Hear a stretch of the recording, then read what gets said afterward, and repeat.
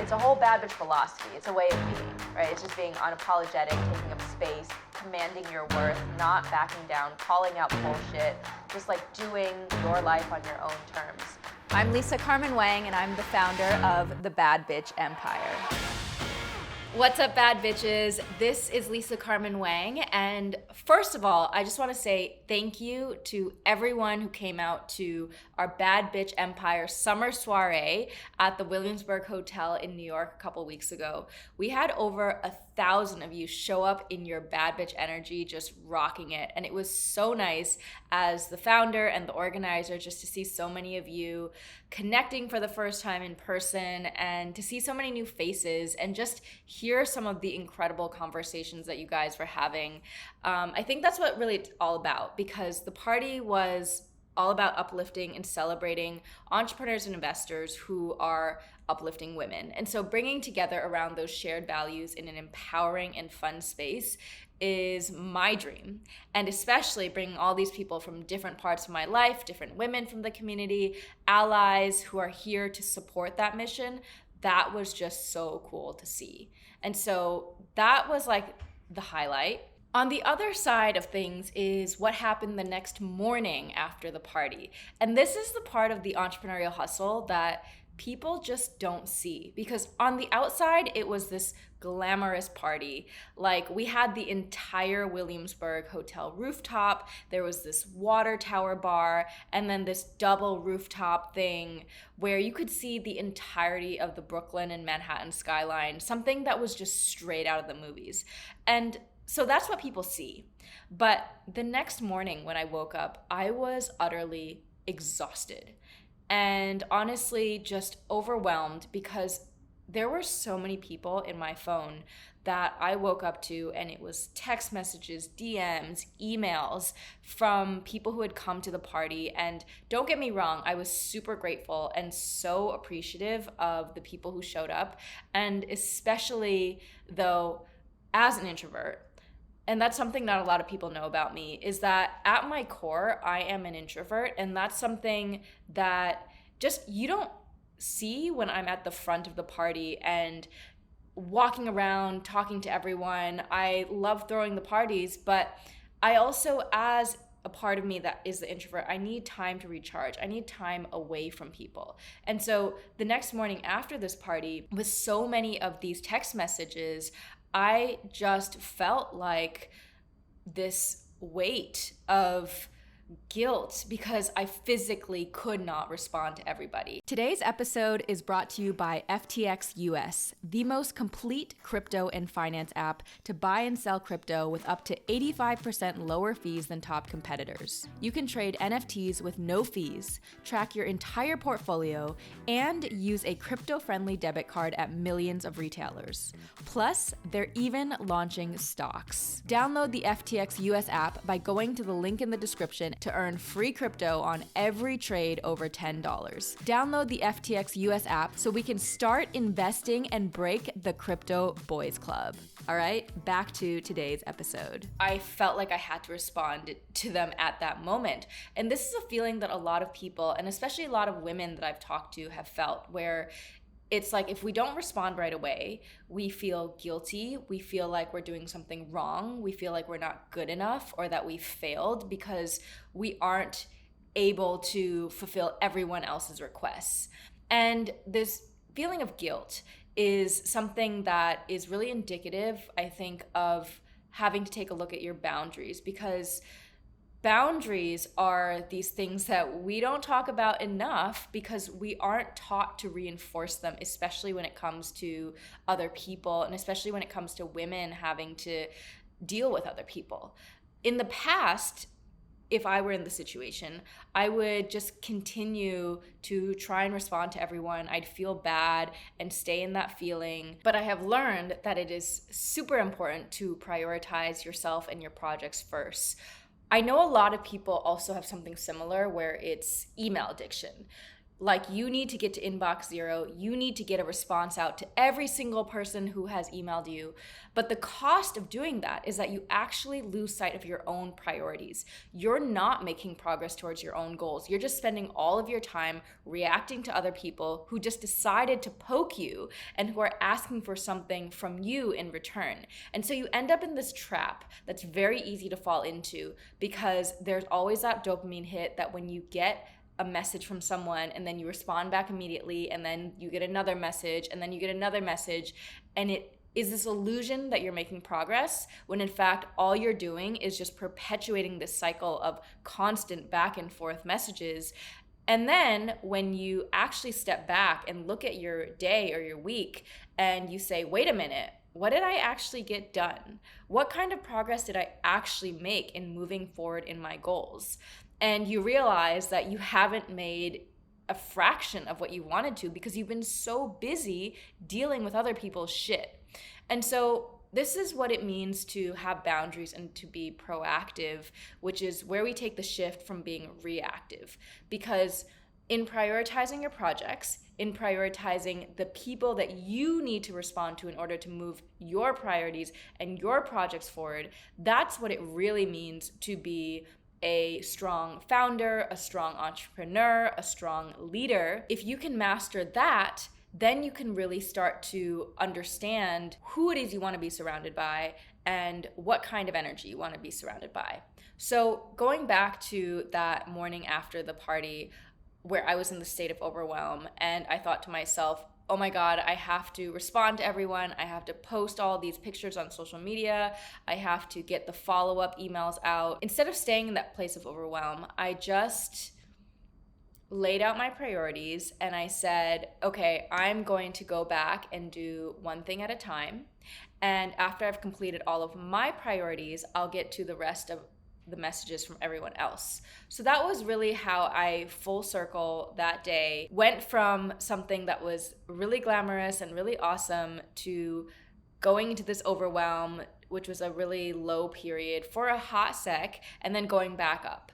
And so that just brings me to this overall entrepreneurial journey, which is, if you are an entrepreneur, you fully get it. And if you aren't, let's give you a peek inside of what it's really like, because it is full of ups and downs. I actually saw this Instagram reel where it was a true embodiment of what it means to be an entrepreneur. This girl was doing a cartwheel in stilettos, and she's super confident when she starts, so she goes into this cartwheel in her stilettos, and then when she lands, she thinks she's got it, and then suddenly her stiletto heel breaks, and then her foot starts to wobble, and then the other foot starts to wobble, and she physically cannot walk straight. And so she was so confident when she started that cartwheel, only to end up like with a broken stiletto and unable to walk, and I think like a broken ankle or something. But that's what it's like to be an entrepreneur. It's just these ups and downs where you have to figure out a way to keep walking and keep feeling confident even after your stiletto breaks. Another thing I want to touch on about the entrepreneurial journey is a very prevalent sensation, emotion that I've had to overcome as a woman, as an entrepreneur, and that's self-doubt. Self-doubt is this thing that I have experienced for much of my life, but it wasn't until I became an entrepreneur where I really understood what it was like to doubt myself. Because what you're actually doing as an entrepreneur is that you are taking an idea that you've come up with, and it could be as crazy of an idea as possible. And it's usually an idea about something that does not yet exist in the world. And you have to then convince people that this is a viable idea, that it's necessary, that it's worth buying or investing in. And especially when that idea doesn't even exist, it's not a tangible product or service, no one's ever bought it or heard of it before. So you're basically selling a pipe dream. And the make or break of that dream is how much confidence you have when you're going out there and pitching people on your ability to make that dream a reality. If you don't have the confidence to say that this is something that's going to be real, and most of us don't when we start this journey, your self-doubt can manifest itself in many different ways.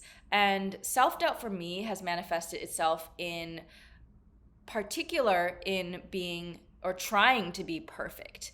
And the perfectionist in me is sometimes will say, I can't do anything. I can't get started. I can't take action until I've done all the research. I figured out exactly what the outcome is going to be. And by the way, you can't control the outcome. I think I have to know exactly who my customer is. I have to get the perfect words for my deck. And basically, I am trying to control for the outcome before I even take action. And that's one of the biggest traps that I see women entrepreneurs in particular who have high standards, who are high achievers, who are perfectionists, that the mistake that they make is that they spend so much time researching, doing due diligence, getting everything as perfect as possible, and then they think that they're making progress, but at the end of the day, they're not actually taking any action forward. And so they're only talking in hypotheticals. So for example, if you say, oh, future tense, we are going to be doing this, we are going to have this customer, we are going to build this product, it's a lot weaker than if you actually say it in the present tense and talk about what you've already done in the past, and you can talk about it confidently. Like, we have had these customers, we are selling to these people are buying our product now, they love this aspect of it. You can say it with a lot more confidence because you've actually taken the action, you've actually gone into the field, and you've actually proven something out. And so there's that really powerful shift that happens when instead of saying you will do it versus you've already done it and you're only going to do it better because you have done something that a lot of people haven't done, which is like taken the action and proven something. Going back to now what I have been experiencing as an entrepreneur, building the Bad Bitch Empire, I am finding that I'm at the stage now where I've been iterating on a bunch of projects, and I have been bringing more and more people, more and more investors into the fold, and pitching my vision of reality that I want to bring to life, which is really around building unapologetic worth and wealth for women, investing in female-led companies, and bringing the capital to those companies that I think can change the world. And I've been getting all of this advice from so many different people, from mentors, advisors, community members, friends, people in the industry. And something that I found is that every single person has an opinion. Every single person, no matter how knowledgeable or not knowledgeable they are about your industry or about your business, is going to have some opinion about what you should do. And so after spending a month or so just talking to dozens of people in my network, asking them, what do you think? What do you think I should do? What direction do you think I should go? I finally realized that no one has the right answer. In fact, there is no right answer about what direction to take a company, because as the founder, you have to put a stake in the ground at some point and make a decision to be confident about the direction that you're going. Because when I was wishy-washy and I wasn't sure about what I was doing, it was very hard to convince anybody else to be sure and confident in what I was doing. So I had to learn how to let go of that self-doubt. And I let go of that self-doubt finally by taking the opinions into consideration and then sitting in a corner by myself where I could actually be quiet and I could listen to my intuition and my heart and think, what is it that I really want to build? Where do my strengths align? What do I see myself doing on a day-to-day? What's going to bring me joy? What am I going to love to do? Because no one else can answer that question for me except me. And so I did have the benefit of asking many, many people for their thoughts, and I thought about whose thoughts do I actually want to take into account and whose thoughts do I want to throw out. And then after I marinated on that for some amount of time, I finally made a decision and I said, okay, I, Lisa Carmen Wang, as the founder of the Bad Bitch Empire, am making an executive decision about the future of this empire. And that felt really, really good. Because as Ariana Grande says, I see it, I like it, I want it, I got it. There's something so powerful about a woman who knows what she wants. And so once I made the decision about what I wanted for the Bad Bitch Empire, what direction it's going, I was able to go to investors and go to my supporters in the community and say, this is what I'm building. Either you join me, you support me, or you get the fuck out of my way. I mean, not in those terms, but essentially in that sort of confidence, because I was confident in my own direction. I was confident about the skills that I brought to the table. And I was no longer asking for permission about whether or not it was okay to do it, whether or not I needed someone's approval, because I didn't need their approval anymore. And I always say, you don't need permission to be powerful, because as bad bitches, we always have options. And so when you come to the table with that bad bitch energy of, I have options and I know what I want, so either you're with me or I move on, that completely shifts the energy of the conversation you're having at the table. So whether you're pitching for a client or you're pitching for investment, you have to think about it like what you bring to the table is what you're gonna get. So if you come with baggage and self-doubt and permission-seeking, approval-seeking energy, you're not gonna get what you want. But if you come in knowing what you want, sitting down, being like, this is my mission, join me, support me, or get the fuck out of my way, people will feel that and they'll feel like they're missing out. So that is the type of energy that I want you to go into, whether you're an entrepreneur or you are a ambitious woman in any field, that you walk in knowing the value that you bring to the table. On that note, now that you have really thought about your own energy and how you bring that to the table, the next thing is to really consider the people around you and what their energy is like. How do they either add or subtract from your energy? I was having this conversation with a friend the other day, and she's on her own growth journey. She's been discovering that a lot of people in her original old circle are just not growing at the same rate as she is. And we were talking about the feeling of being guilty when you feel like you're outgrowing your friends and you don't know what you should do because they still want your advice. They still want your coaching. They still want to be around you. But then every time you finish hanging out with them, you feel drained. And she was like, I feel like I shouldn't be saying that about my friends. But then I told her that's natural, because it's natural to feel guilty when you outgrow your friends. But the thing is, if you are committed to your own growth and you are pushing boundaries and you are hustling and you are doing the work, but your friends are not, if you allow yourself to get pulled back by them, you're going to just end up settling.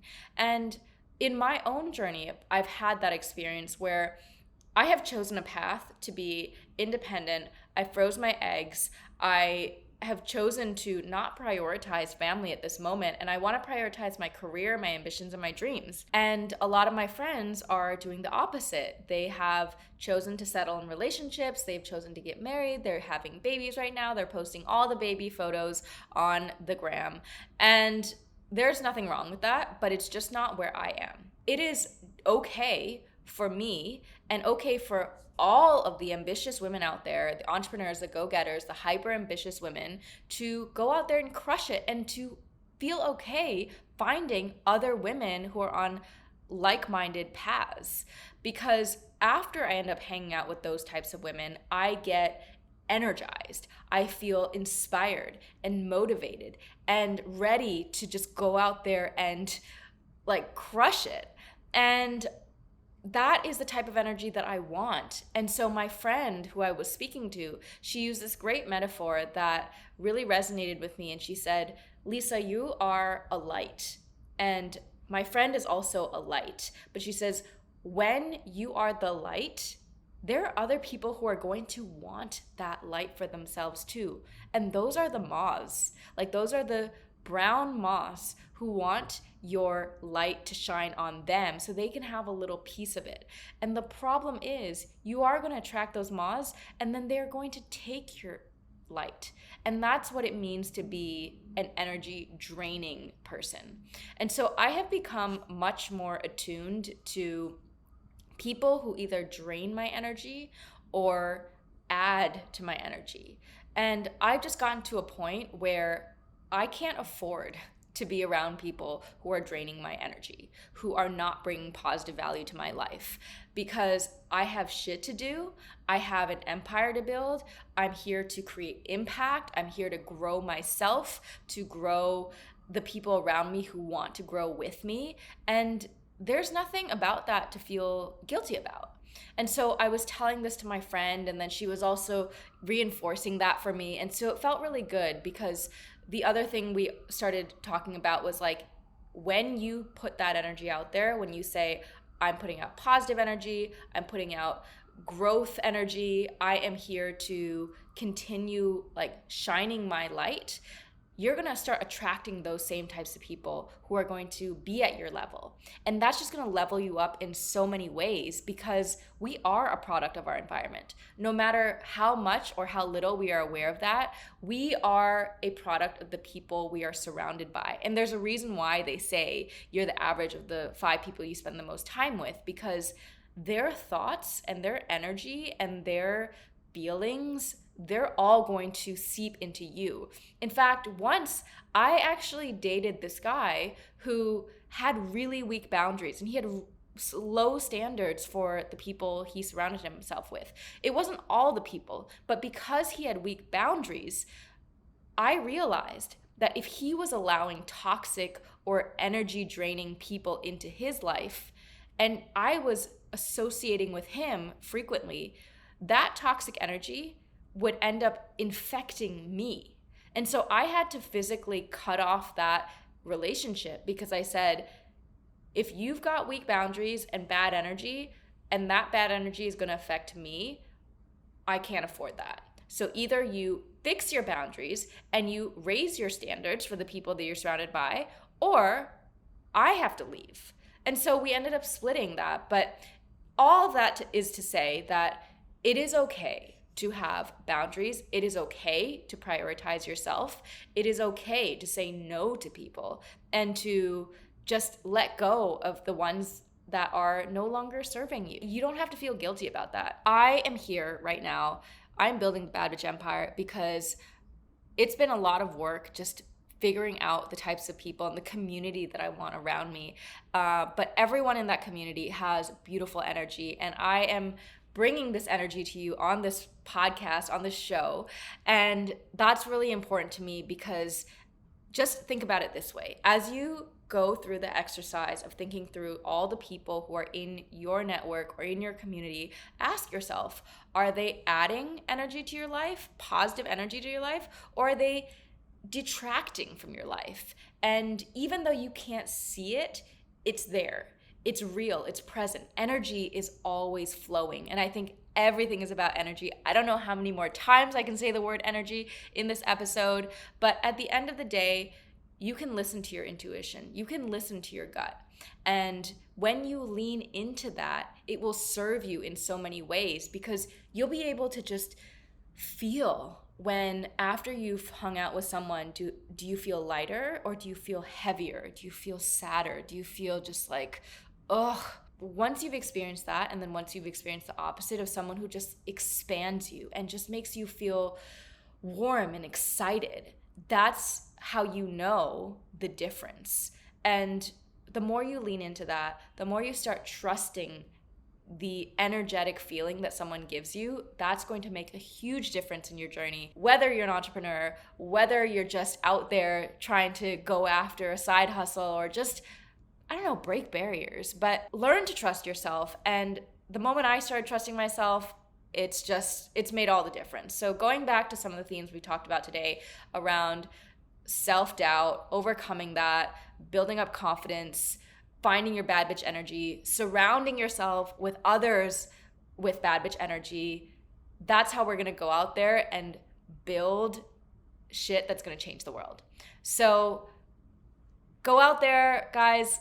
Go out there and keep kicking ass, being the bad bitches that you are. I love you so much. I'm here for you. I'm here to give you the confidence that you need, to remind you that you have all the tools that you need to build the bad bitch empire of your dreams.